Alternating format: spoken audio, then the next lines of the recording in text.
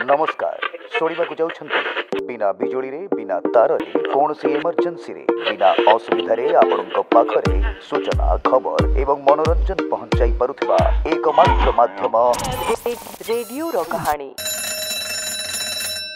द्वितीय विश्वयुद्ध समय खबर शुणिबार आवश्यकता रेडियो लोकप्रियता को आहुरी अधिक बढ़ाई देथिला।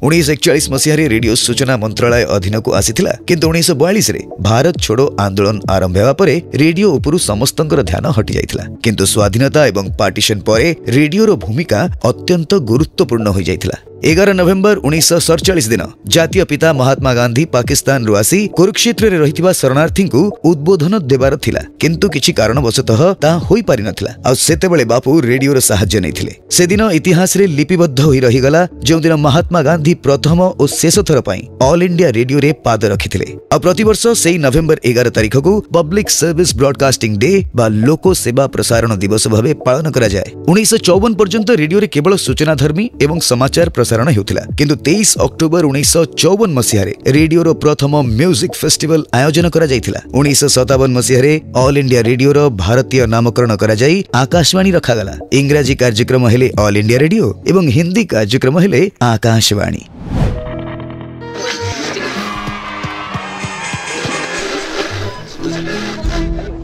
रेडियो रो कहानी।